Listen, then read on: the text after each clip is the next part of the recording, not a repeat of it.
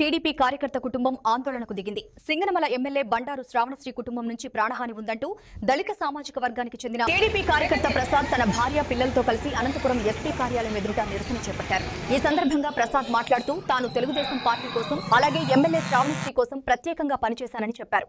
తన సేవలను గుర్తించి ఫీల్డ్ అసిస్టెంట్ ఉద్యోగం ఇవ్వాలని కోరితే పట్టించుకోలేదని, తనకు బదులుగా వేరొకరి ఉద్యోగం ఇచ్చారని ఆరోపించారు. అంతేకాదు తనపై కక్ష కట్టి తప్పుడు రేప్ కేసు పెట్టించే ప్రయత్నం చేశారని ప్రసాద్ ఆరోపించారు. ఎమ్మెల్యే శ్రావణశ్రీ, ఆమె తల్లి బండారు లీలావతి, వారి అనుచరుల నుంచి తనకు ప్రాణహాని ఉందని పలుమార్లు పోలీసులకు ఫిర్యాదు చేసినప్పటికీ ఎలాంటి చర్యలు తీసుకోలేదన్నారు.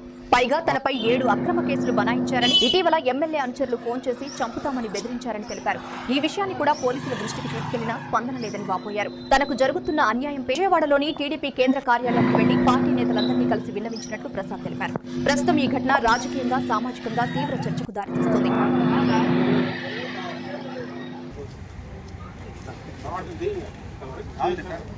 సార్ మాకు న్యాయం చేయలే, పోలీస్ డిపార్ట్మెంట్ న్యాయం చేయలే. మాకు అన్యాయం చెప్పండి పోలీస్ డిపార్ట్మెంట్ సార్. మేడం ఇదేంటి మేడం, ఇదేంటి చెప్పడము? నాకు అన్యాయం చేయండి, న్యాయం చేయండి మేడం, న్యాయం చేయండి. చూడండి చేయలేదని చెప్పి పోలీసులు ఎన్నిసార్లు ఇస్తారు మేడం? మాకు ప్రాణహాని ఉందంటే ఎన్నిసార్లు ఇస్తారు చెప్పండి. వినండి సార్, ఎమ్మెల్యే ఏమనిందో మీరే వినండి. ఎమ్మెల్యేనే ఏమనిందో వినండి. వాస్తవాలన్నీ కూడా ఏమున్నా కానీ బయటికి వస్తాయి. ఆ అబ్బాయి మీద ఏం కేసులు ఉన్నాయి, ఎలాంటి కేసులు?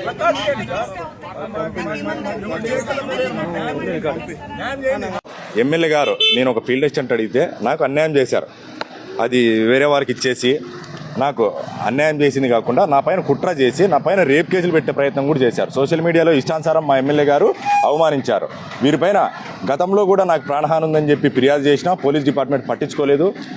నేను ఫిర్యాదు చేస్తే అది సింగనమల సీఏ గారు ఇలాంటి ఏవి కూడా చేయలేదని చెప్పి రిపోర్ట్ కూడా ఇచ్చిన పరిస్థితి. ఇలా ఈ రిపోర్ట్ని కూడా వీళ్ళు ఎవరు కూడా ఇలాంటి వ్యాఖ్యలు చేయలేదు. ఈ కేసుల నుంచి నా పైన అక్రమ కేసులు పెట్టి దాదాపు ఇప్పుడు 7 కేసులు పెట్టారు. రీసెంట్గా నన్నే రీసెంట్గా నాకే ఫోన్ చేసి చంపుతామని బెదిరించి నన్ను, నా కుటుంబాన్ని, నా భార్య పక్కలో ఉన్నా కూడా తీసుకెళ్ళిపోయి చంపుతామని బెదిరించి ఇష్టానుసారం ఎమ్మెల్యే గారు అనుచరుల వల్ల నాకు ప్రాణహాని ఉందని పదే ఫిర్యాదు ఇచ్చినా కూడా నన్ను పట్టించుకోవడం లేదు సార్.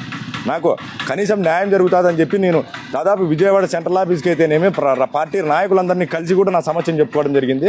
నేను ఏదైనా నా సమస్యను చెప్పుకుందాం పార్టీ పెద్దలకు అనంతపురం జిల్లాకు వచ్చినప్పుడు నాయకులకు చెప్పుకుందామని నేను వస్తే నన్ను ముందస్తు అదుపులోకి తీసుకొని అరెస్ట్ చేయడము, 100 మంది పోలీసులు సంబంధం లేని పరిధిలోకి అనంతపురం జిల్లాలో నాయకులు వస్తే సంబంధం లేని పరిధిలోకి సింగనమల నియోజకవర్గంలోని పోలీసులు పిలిపించి అరెస్టులు చేయించడము, నన్ను నా కుటుంబాన్ని చంపుతారని గతంలో కూడా ఎన్నోసార్లు నేను చెప్పినా కూడా పోలీస్ డిపార్ట్మెంట్ పట్టించుకోవడం లేదు. నాకు ఎమ్మెల్యే గారితో, వాళ్ళ అమ్మగారితో కూడా ప్రాణహాని ఉంది, వాళ్ళ బంధువులతో, వాళ్ళ అనుచరులతో కూడా ప్రాణహాని ఉంది, నా కుటుంబానికి కూడా ప్రాణహాని ఉంది.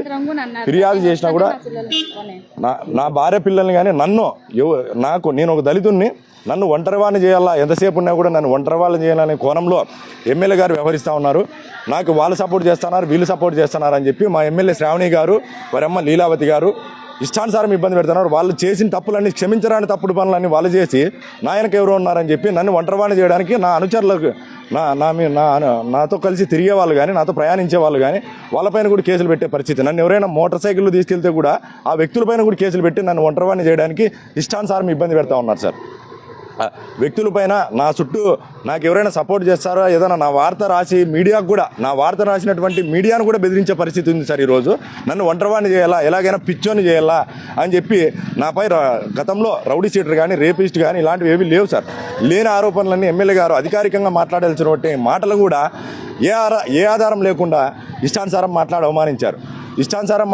అవమానించారని చెప్పి నేను ఇవన్నీ నా పిల్లలకు రేపు పొద్దున వారు ఎవరైతే నేను రేప్ చేశానని చెప్పారు, నేను ఎవరిని రేప్ చేయలేదు, నేను ఎవరైనా రేప్ చేసింటే నా పైన కేసులు పెట్టండి అని చెప్పిన. ఏ విధంగా వారిని వెనకేసుకొస్తున్నారు? నా పిల్లలకి ఈరోజు రేపు పొద్దున మీరు వేసిన మచ్చ నా కుటుంబం తొలగించుకోలేని పరిస్థితుల్లో, నా పిల్లలు ఈరోజు చిన్నపిల్లలు రేపు పొద్దున పెద్దయి, నా పిల్లలకి ఏదైనా జరగరాని జరిగితే రేపొద్దున ఎవరు రెస్పాన్స్ ఉంటారని చెప్పి నేను ఈరోజు ఇంత పెద్ద ఎత్తున పోరాటం చేస్తూ ఉంటే అది ఎమ్మెల్యే గారు జీర్ణించుకోలేక నాపై కుట్రలు చేసి మరిన్ని అక్రమ కేసులు పెట్టి అక్రమ అరెస్టులు చేయించి పదే ఇబ్బంది పెడతా ఉంటే నా పిల్లలకి నేను ఏం సమాధానం చెప్పుకోలేను. నేను బతుకున్నా కూడా నేను సమాధానం చెప్పుకోలేను. ఈరోజు చావడానికి కూడా ఎమ్మెల్యే గారి చేతిలో చావడానికి కూడా నేను సిద్ధంగా ఉన్నాను. సచ్చైనా సరే నాకు న్యాయం చేసుకోవాలా, నా పిల్లలకి న్యాయం జరగాలా. నేను ఎవరిని ఎక్కడా కూడా ఆడపిల్లల్ని అఘాయిత్యాలు చేసి ఇష్టానుసారం చేసింది లేదు.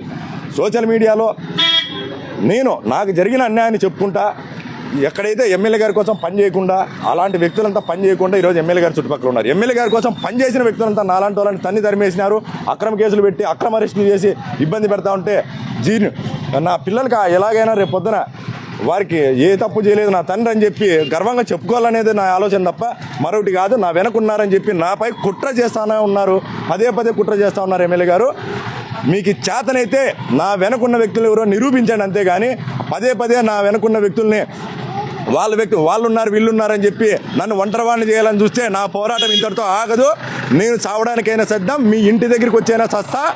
పార్టీ తెలుగుదేశం పార్టీ అధిష్టానానికి కూడా ఇదే చెప్పినా, నేను తప్పు చేసినానని మీ దగ్గర ఆధారం ఉంటే తెలుగుదేశం పార్టీ దగ్గర చూపించి నన్ను సస్పెండ్ చేయించి నన్ను మరిన్ని కేసులు పెట్టుకోండి అని చెప్పి చెప్తా ఉన్నా.